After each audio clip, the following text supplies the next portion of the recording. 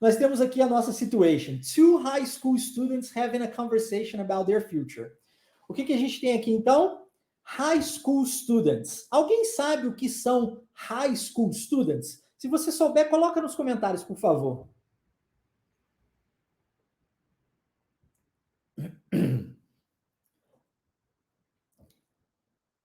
Você sabe o que são high school students? Coloca aí nos comentários, quero saber. E esses estudantes do ensino médio, como disse aqui o Rafael, muito bom, ensino médio, viu? Ensino médio. Eles estão conversando sobre o futuro deles, né? Isso, estudantes do ensino médio. E no ensino médio nos Estados Unidos, eu não sei se você sabe o funcionamento, tá? Mas nos Estados Unidos é um pouco diferente aqui no Brasil. Lá, os alunos, quando eles se destacam em alguma modalidade esportiva, eles são chamados pelas universidades a se tornarem alunos dessas universidades para defenderem essas universidades nos esportes ou nas competições universitárias. Aliás, se você observar bem, os atletas profissionais nos Estados Unidos, de qualquer esporte, tá? NBA, o que mais? O futebol, né? De futebol americano, enfim. Eles são formados, graduados na universidade em alguma coisa. Por quê? Porque existe todo um planejamento, uma estrutura montada para esse atleta chegar até o profissional.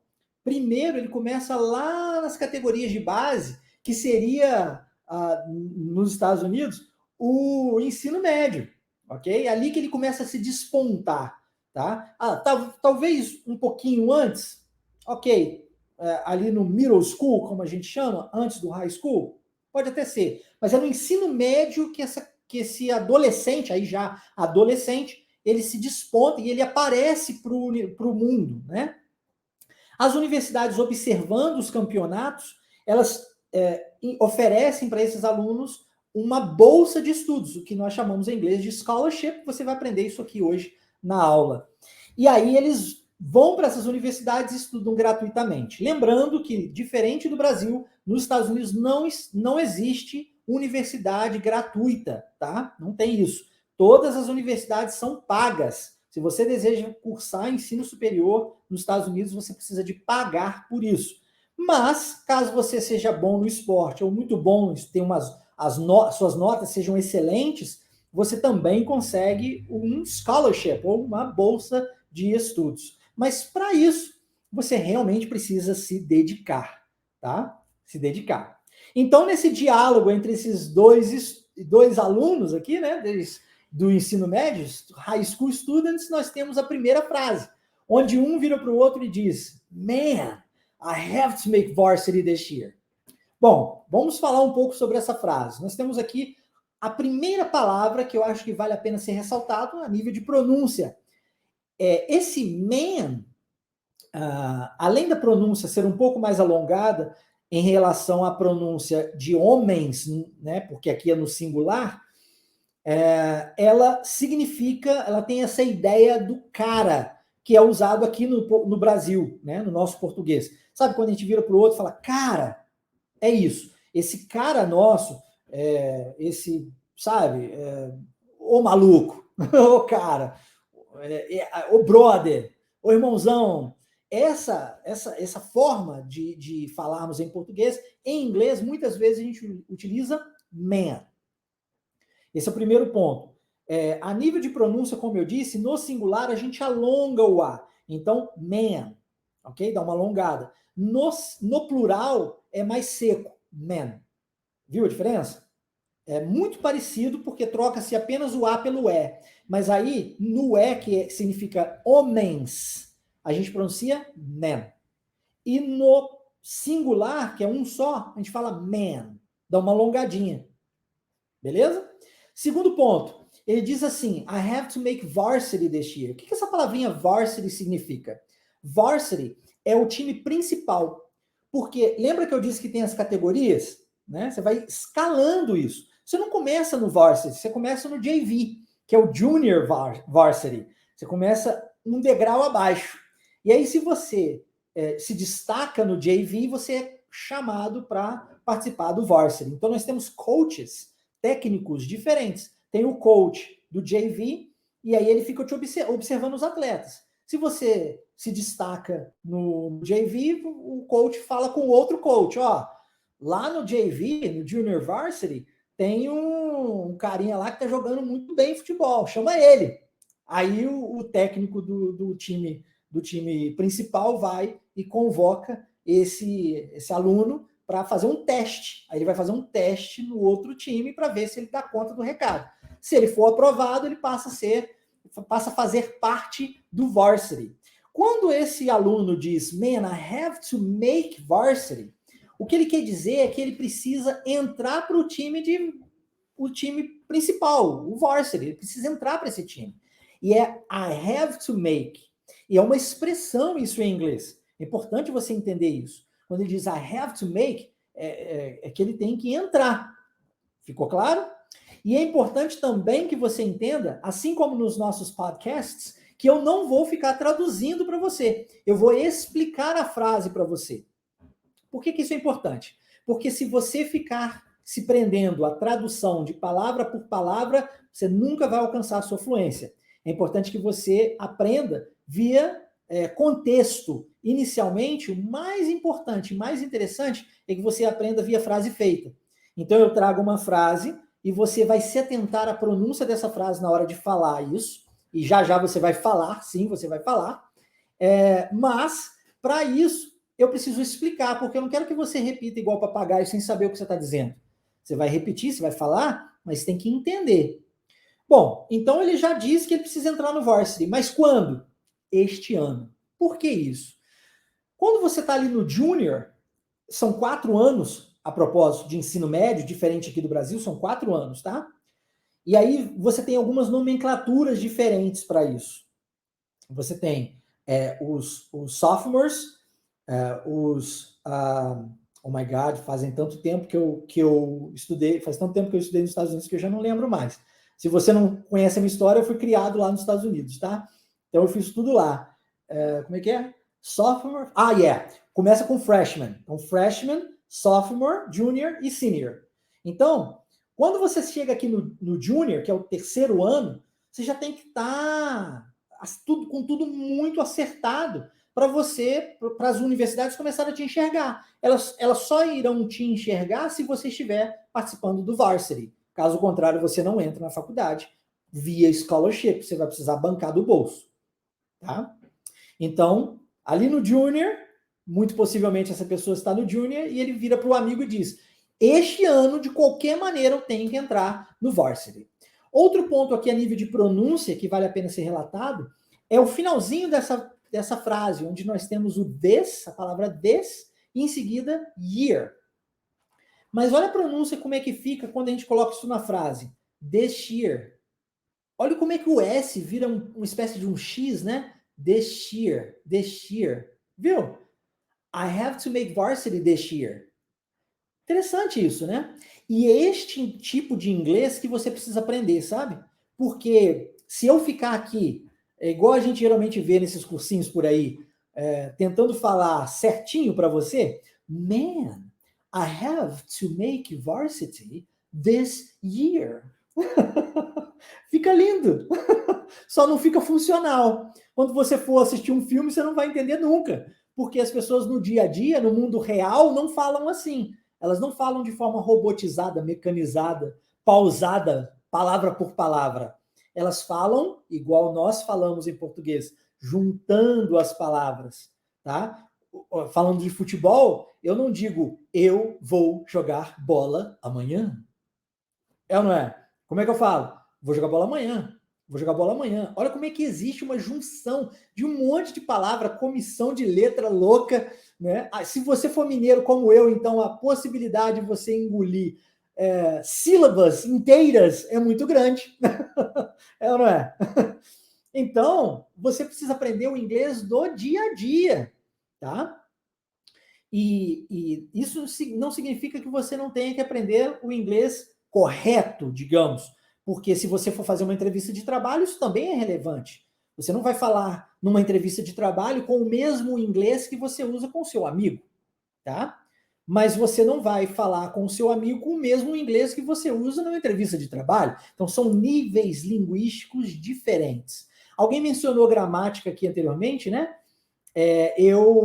Como né, eu fui criado nos Estados Unidos, eu fiz as minhas aulas de inglês, igual a gente tem aula de português aqui no Brasil na escola, né?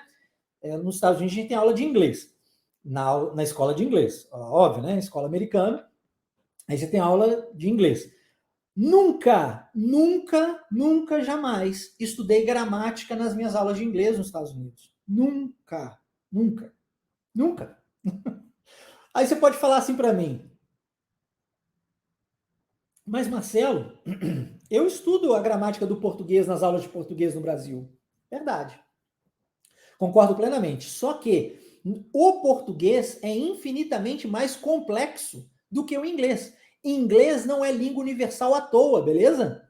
Tem gente que acha que inglês é língua... Não, não é à toa. É a simplicidade do inglês. E não é Marcelo quem diz isso.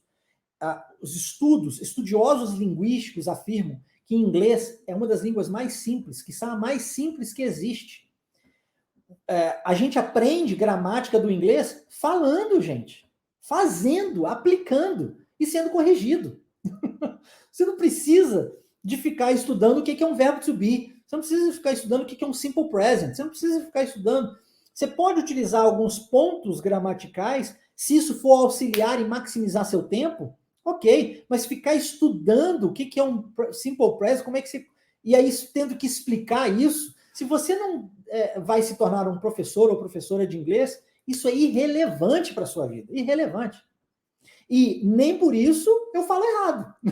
E eu me lembro quando eu cheguei ao Brasil, eu não falava o português, né? Eu sei que talvez você tenha dificuldade até mesmo de acreditar nisso, mas olha, lá se vão 24 anos da minha história. E eu, quando eu cheguei ao Brasil, tive que fazer cursinho de português para reaprender o idioma, mesmo tendo saído do Brasil falando fluentemente o português, mas fui para os Estados Unidos criança. E lá eu só falava inglês num mundo que não era globalizado, onde a internet não existia, ok? Você precisa se colocar no meu lugar naquela época, era bem diferente dos dias de hoje, não tinha para onde correr, Globo Internacional não existia, tá? Era só inglês que eu falava o tempo todo, inclusive dentro da minha casa, porque a minha mãe obrigava eu e minha irmã a falarmos inglês 100% do tempo. E aí, com o tempo, o cérebro ele tende a deletar aquilo que você não usa. Então, eu fui perdendo o meu português. Até por isso, dentro da Wave, nós temos o Wave English Speakers, né? Porque uma vez que você alcança a sua fluência, você precisa continuar praticando para não esquecê-la. Mas, quando eu cheguei ao Brasil, eu fiz uma entrevista de trabalho para uma escola tradicional de inglês. E aí, eu passei em todas as provas, né? Tinha a prova de escrita, prova de redação, prova de tudo quanto era jeito, preencher lacuna, enfim. Você não precisa, numa prova como essa, que acontece muito para trabalho, você tem aquelas provas, né? Você não precisa saber a gramática para poder preencher. Só precisa saber o jeito correto de preencher. É simples. Eles te dão 3 opções, você escolhe uma das opções. Ou então eles te dão uma lacuna em branco e você completa. Se você sabe falar corretamente, você preenche. Você não precisa saber explicar o que é aquilo. Percebe? Que é bem diferente. Aliás, um bom exemplo para isso é voz passiva. Se você não é professor ou professora de português, eu duvido que você consiga me explicar nesse exato momento o que é uma voz passiva. Mas, muito possivelmente, aliás, com muita certeza, eu posso afirmar para você que você utiliza a voz passiva todos os dias, mesmo sem saber explicar o que é. Então, essa gramática ela precisa ser mais prática e não essa ideia teórica que a gente vê por aí. E aí eu me lembro que, depois de passar em todas as partes desse processo seletivo, para me tornar o professor de inglês nessa escola, eu fui para uma entrevista com a coordenadora da escola e no final da entrevista ela disse assim para mim, Marcelo, estou precisando de uma pessoa exatamente como você para poder lecionar principalmente as minhas turmas de inglês avançado aqui na escola. Foram essas as palavras. E aí ela disse assim, mas eu estou um pouquinho preocupada com a sua gramática. Você poderia explicar para mim o que é um present continuous? E present continuous é a coisa mais simples da gramática do inglês, tá? Coisa mais simples, mais óbvia. E aí eu falei, present continuous, eu não lembro não. Aí ela falou assim, vou te dar um exemplo. I am working now. Aí eu falei, I'm working now, ok. Isso aí eu tô cansado de falar. Aí ela virou para mim e disse, precisamos trabalhar a sua gramática. Isso porque o curso era 100% voltado em cima de gramática. Agora, eu entendo uma coisa. Eu, enquanto professor, sou obrigado a saber disso. Por quê? Porque é a minha área. Eu tenho que ser especialista naquilo que eu faço. Então, eu entendo da gramática linguística. Você, enquanto aluno, não precisa disso. Por quê? Porque o que você precisa é de aplicar o conhecimento para transformar a sua vida. A não ser que você deseje se tornar professor de inglês, e aí você vai precisar de um trabalho específico para isso. Entende? Ficou claro?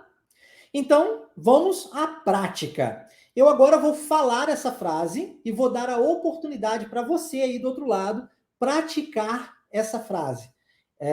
Man, I have to make varsity this year. Eu vou falar essa frase e vou lhe dar um tempo. E assim como acontece nos podcasts, você poderá repeti-la para treinar a sua pronúncia. Ok? Lembre-se, o importante aqui não é cada uma das palavras isoladamente, e nem mesmo ler a frase, porque quando você tenta ler a frase, você acaba buscando o padrão linguístico do português. Minha recomendação para você é que você escute com olhos fechados e em seguida tente repetir da melhor forma que você puder. Fale o melhor que você puder, se atentando à entonação da frase, ao ritmo da frase, e não a cada uma das palavras isoladamente. Combinado? Vamos lá então, hein? Feche os seus olhos, escute e repita comigo. Man, I have to make varsity this year.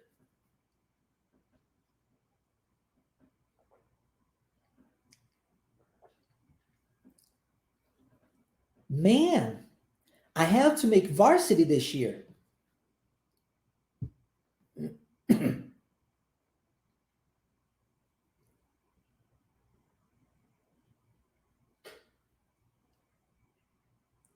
Man, I have to make varsity this year.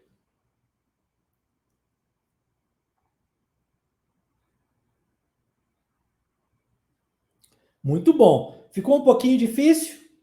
Ficou um pouquinho? Coloca aí nos comentários, eu quero saber. Ficou um pouquinho desafiador para você? Não se preocupe. Você só precisa de treinar. Olha, o como eu já entreguei para você, né? Então eu já falei para você como fazer. Agora você tem que treinar, treinar, treinar, treinar. E precisa do professor. E aí o professor entra no finalzinho da aula quando eu for passar a atividade prática, correto? Luiz Henrique disse aqui que eu não estudei verbos irregulares, escutou isso nos podcasts, e é verdade. Fiquei sabendo que existia uma lista de verbos irregulares quando eu cheguei no Brasil. Eu falei, caramba, não acredito. Existe uma lista disso? Mas é, verdade. Bom, o amigo, ele curioso, né? Ele faz uma pergunta. Ele diz, why? E eu me lembro, a primeira vez, falei sobre isso nos podcasts, né? Que eu tive muita dificuldade em pronunciar essa palavra, porque são 3 consoantes numa palavra sem vogal. W-H-Y. E a pronúncia disso é why. Como que eu ia saber que a pronúncia disso é why? Eu nunca ia saber disso. Nunca iria imaginar. Hoje é mais fácil, porque a gente tem o Google Tradutor, mas naquela época, quando eu cheguei nos Estados Unidos, eu só tinha um dicionáriozinho que caminhava comigo. Eu não entendia nada de fonética, nem nada disso, então não conseguia definir isso, né? Mas hoje eu já sei. E o why, gente, nós usamos para pergunta. Lembra que em português nós temos 4 porquês? Junto, separado, com acento, sem acento, talvez você nem saiba como utilizar isso em português corretamente. Então, em inglês, você tem a oportunidade de fazer isso. 1, para pergunta, why, e 2, ou melhor, um outro diferente para a resposta, que é o because, que está logo na resposta aqui abaixo. Vamos primeiro na pergunta, que é bem simples, né? Why? Olha a entonação. Repete comigo. Why?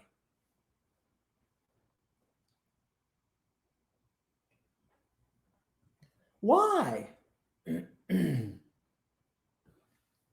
Isso aí. E a resposta, because of my scholarship. Então, scholarship eu expliquei para vocês antes. O que é scholarship? Quem pegou o que é scholarship? Coloca aqui para mim. Escreve aí nos comentários. Quem aqui sabe agora, sem colar, hein? Eu falei já hoje na aula, hein? Quem aqui pegou o que é scholarship?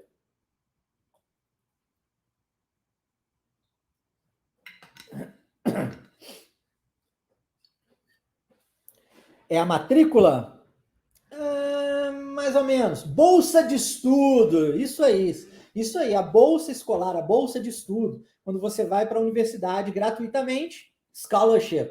Então, quando ele diz que ele precisa de entrar para o time principal, varsity, ele precisa disso por quê? Por causa do scholarship, por causa da bolsa de estudos dele. Tá? Because of my scholarship. Vamos repetir? Because of my scholarship.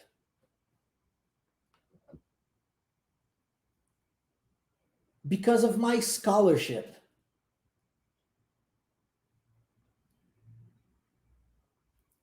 Because of my scholarship. Eu volto a dizer para vocês. Tem gente que fala assim, eu tenho muita dificuldade em pronúncia. E eu afirmo para você, com toda certeza possível, que você não tem dificuldade na pronúncia. Como é que é, Marcelo? Eu tenho dificuldade, eu sei que eu tenho. Não, você não tem dificuldade em pronúncia. O que você tem é uma associação do padrão linguístico do português no inglês. Isso sim. Quando você tenta ler alguma coisa sem antes repetir isso, muito possivelmente você vai falar como você falaria se estivesse falando em português. Because, por exemplo, tá? Por quê? Porque o CAU, CAU, entendeu? Quando na verdade a pronúncia é because, viu? Because. Então, neste momento, a minha recomendação para você é: feche os seus olhos, não leia a frase, escute e depois repita, tá? Escute e repita. Não, Luiz, não pode trocar para o study bag. Literalmente bolsa de estudo. Não, não pode. Não pode, viu? Isso não existe. Interessante isso, cara, porque eu fiz isso tantas vezes quando eu cheguei no Brasil, só que o contrário, do inglês para o português, eu traduzia as coisas e ninguém me entendia. Eu falava direto do inglês para o português, literalmente, palavra por palavra, e ninguém me entendia. E hoje, enquanto professor, eu vejo os alunos fazendo o contrário, né? Do português para o inglês, literalmente, palavra por palavra.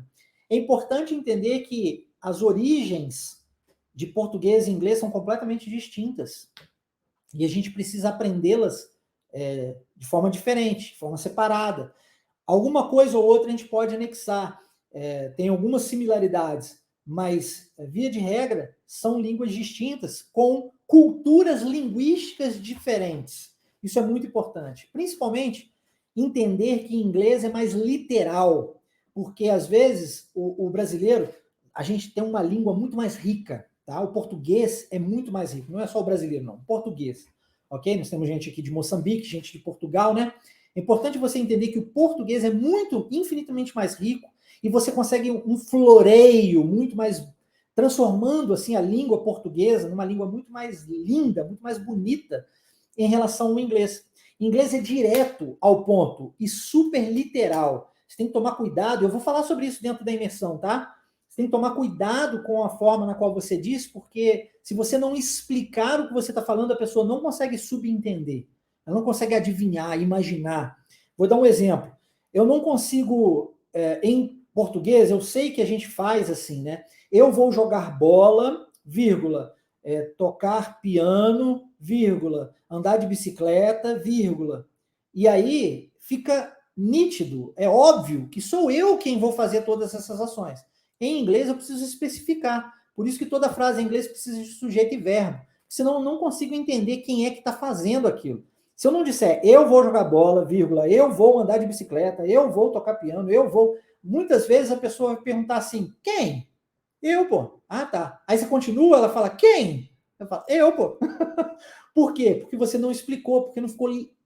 tá implícito. Implícito em inglês não funciona. Você precisa ser literal e explicar as coisas. E aí é direto ao ponto. Não tem floreio, não tem essa coisa bonita que o português tem. É muito simples mesmo, tá? Muito simples. Dentro da imersão, você vai aprender, por exemplo, dentro dos 3 pilares da metodologia Wave, você vai aprender a como criar as suas próprias frases em inglês. E essa aula, por exemplo, é na próxima quarta-feira, sem ser quarta agora, não, desculpa, próxima segunda-feira, daqui uma semana. E aí, você vai entender quão simples é isso. Criar frases em inglês é uma coisa muito simples, tá? Você vai aprender isso também dentro da imersão. Não, coisa não serve para tudo como em português, viu, Luan? Luan, não, não serve, tá? Ok, aí a resposta do amigo é uma outra pergunta, né? Na verdade, ele diz assim: You're going to college? E aí, olha só que interessante. A estrutura dessa pergunta está errada. Peraí, Marcelo, não entendi. Você, professor, está me ensinando errado? Na verdade, eu estou trazendo para você um inglês mais informal nesse diálogo, porque é uma conversa entre dois amigos. E no inglês informal, é comum as pessoas utilizarem uma estrutura de afirmativa usando uma entonação de pergunta, igual a gente faz em português mesmo. Então ele diz assim: You're going to college? Olha a entonação de pergunta. You're going to college? Viu? Qual é a forma correta de fazer essa pergunta? É trocar esse apóstrofe RE, que é a abreviação de are, e colocar na frente. Are you going to college? Are you going to college? Essa seria a forma correta. Colocando o are na frente do you. Percebe? Mas informalmente, você vai ouvir muito dessa forma. Gente, às vezes, eu não entendo isso, para ser bem honesto, mas os cursinhos de inglês focam tanto nessa forma certinha, burocrática da língua, que não existe, e o aluno, ele fica ali estudando um tempão e não consegue assistir seu filme. Por quê? Porque no filme vai ser o linguajar do dia a dia. Quando ele viaja, ele vai encontrar pessoas conversando o linguajar do dia a dia. Quem aqui não fala tamo junto? Que é mais errado que tamo junto? É nós. Que é mais errado que é nós? Tamo junto? Isso é muito errado, mas é usado? Muito usado. Muito usado. Então é importante você aprender, e a responsabilidade é minha, enquanto seu professor, de passar isso para você, que existe sim um inglês certo e existe um inglês errado. E é você quem precisa decidir o momento de usar o inglês certo, o momento de usar o inglês errado. Isso vai depender da situação. Eu disse nas aulas de inglês nos Estados Unidos, eu nunca estudei gramática, certo? O que a gente estudava então? Primeiramente, não existe separação de aula de literatura e aula de inglês. Nos Estados Unidos, inglês é inglês, então a aula de literatura está dentro da aula de inglês. Aqueles livros de Shakespeare, aquilo tudo, a gente lê os livros dentro da aula, e você já deve ter visto isso acontecer em algum filme. O aluno levanta, ele lê uma página, ele senta, e o outro levanta e lê uma outra página, discute a respeito. Então, tudo isso é feito dentro da aula de inglês. Outro ponto que a gente trabalha na aula de inglês nos Estados Unidos, nós aprendemos muito vocabulário, tá? Terceiro ponto, praticidade. O professor ou professora de inglês, eles ensinam para a gente como a gente vai aplicar o inglês. E isso, para você criar o seu currículo em inglês, para você falar com o diretor da empresa, que é um nível diferente de inglês, para você conversar com o presidente da república, que é outro nível de inglês, e para você conversar com seus amigos, é outro nível de inglês. São níveis distintos do idioma, igual em português. Você tem a língua coloquial do dia a dia que você usa, e você tem a língua mais culta, que você vai usar numa entrevista de trabalho, dependendo do trabalho que você for aplicar igualmente. Então, isso é muito importante você saber distinguir. Mas a responsabilidade de ensinar é quem? É minha. Eu, enquanto seu professor, que preciso ensinar. Se eu, enquanto seu professor, não ensinar isso para você, como é que você vai aprender? Né? Por isso que eu afirmo, você precisa do aprendizado de ambos para escolher o momento certo. Basicamente, o que acontece na Wave é que eu trouxe uma abordagem natural e prática que é utilizada nas aulas nos Estados Unidos para dentro das aulas de inglês, dentro da Wave Imersão Linguística. Entendeu? Ao invés de a gente ficar se preocupando com aquelas regras gramaticais todas para você fazer uma provinha de inglês no final, você aprende a falar de verdade. E quando eu digo falar, é falar, ler, escrever e entender o outro, né? 4 habilidades linguísticas, conforme mencionado anteriormente. Show? Legal. Dando sequência, então, nós temos aqui You're going to college e a hora de pronúncia. É uma pergunta, então a gente vai dar entonação de pergunta. Vamos lá? Feche os seus olhos, escute e repita comigo. You're going to college?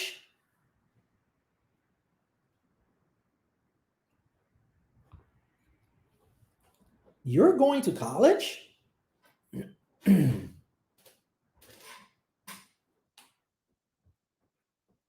You're going to college?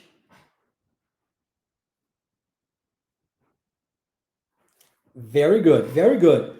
Tá melhorando? Tá melhorando um pouquinho? Em relação à primeira frase, para essa agora já deu uma melhora? Coloca aí para mim nos comentários para eu saber.